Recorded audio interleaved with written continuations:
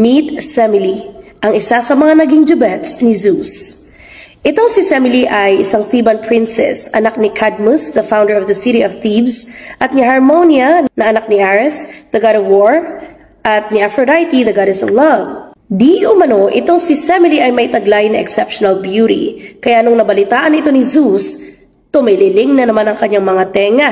Nag-isip na naman siya kung anong gimmick ang gagawin niya para makababa siya sa kalupaan at ma-meet itong si Semele. Transform niya ang kanyang sarili sa isang handsome, noble, and powerful prince. Pumunta siya doon sa kaharian ni Semele at nagpanggap bilang isang bisita. Hanggang sa lumaon ay pinakikita na niya ang kanyang mga Hokage moves. Binigyan niya itong si Semele ng princess treatment. Words of affirmation, check. Quality time, check.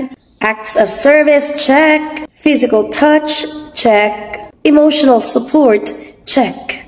Receiving gifts, check. Ayan, sabi niya, uy, Semele, sa sobrang pagmamahal ko sa'yo, kaya ko ngang dalhin dito sa Thebes si Jose Marichan para kantahan ka ng whenever. Lahat ng love languages na iyan ay pinakita nitong si Zeus na nagpanggap nga bilang isang prinsipe. Everyday, very consistent si Liver Lover Boy. For the A++++ ang kanyang efforts para maipakita niya ang kanyang motibo at pagmamahal kay Semele. Bukod sa mga actions na ginagawa niya ay nagbitaw din siya ng salita. Sabi niya rito kay Semele, pangako sa'yo Semele, kahit anong hilingin mo, kahit anong gustuhin mo, ibibigay ko sa'yo. Tandaan ha, si Zeus kapag nagbitaw siya ng pangako sa isang babae, kahit papaano tinutupad naman niya. Sinusunod naman niya. Sa ibang mga babaeng chosen lang ha. Dahil nga sa ginagawa nitong si Zeus, never nagsuspect si Semele na meron palang divine power ang kanyang manliligaw. Akala niya talaga mortal prince lang yon na gustong magpakita ng effort, ng pagmamahal sa kanya. Kalaunan ay na-fall na sila ng tuluyan sa isa't isa. Kaya naman isang gabi, kung saan na niyang isinuko ang kanyang bataan, at itong si Semele nagpatanim ng semilya kay Zeus na nag-disguise as a prince.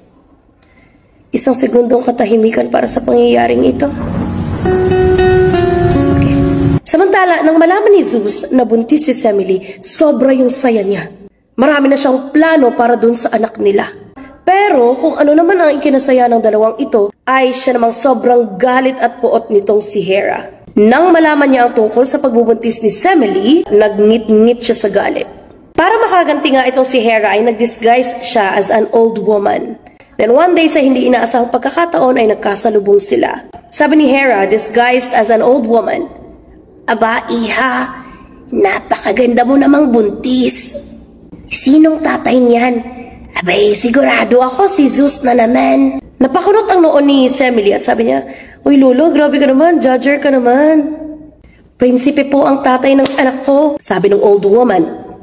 Abay, sa hugis pa lamang ng tiyan mo ay alam ko na si Zeus ang tatay niyan. Napangiti na lang si Semele at sabi niya, ay sige po lola ha, mauna na po ako sa inyo. Nang akmang aalis na siya, hinawakan siya sa kamay.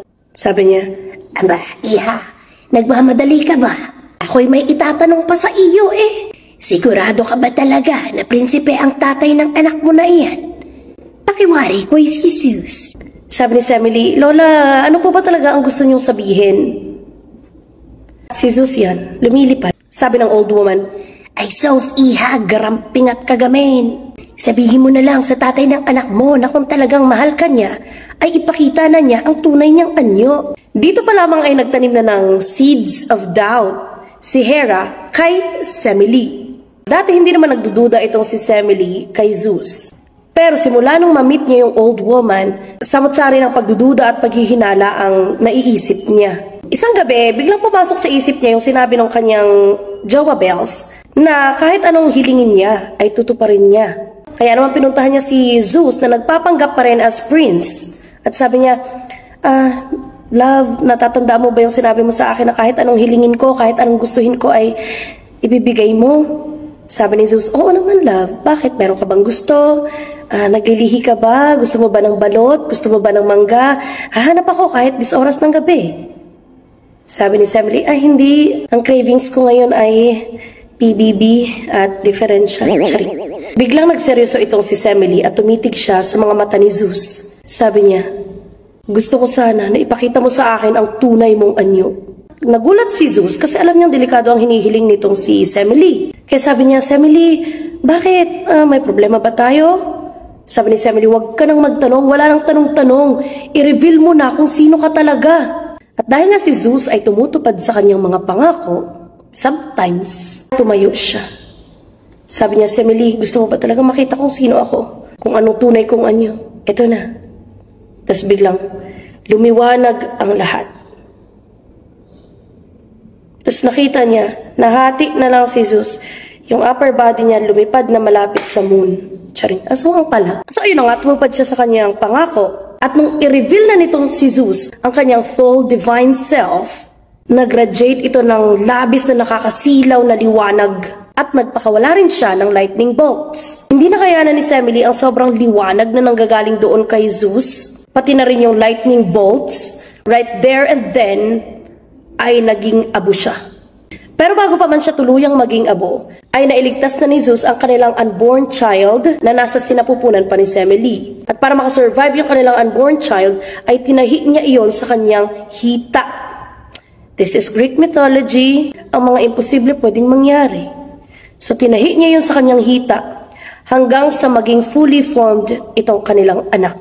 Nang naisilang na ang kanilang anak, pinangalanan siya ni Zeus as Dionysus. At para ma-commemorate din yung death nitong si Semele, ay binigyan niya ng gift of immortality si Dionysus. Nung baby pa lamang itong si Dionysus, pinaalagaan niya sa mga nymphs at kalaunan ay binigay niya kay Hermes. So kung kani-kanino siya lumaki. Hanggang sa matutuhan niya ang viticulture or wine cultivation. Dahil natuto siya tungkol sa mga alak-alak na yan, kalaunan ay naging manginginom siya. Kaya siya tinawag na God of Wine. So yun ang kwento nila Zeus at Semele. Kung gusto niyo po ng mga ganitong klase ng kwento tungkol sa mitolohiya, ay i-like, share, and follow niyo lamang po ang page na ito. Thank you so much. Hanggang sa susunod nating chismis.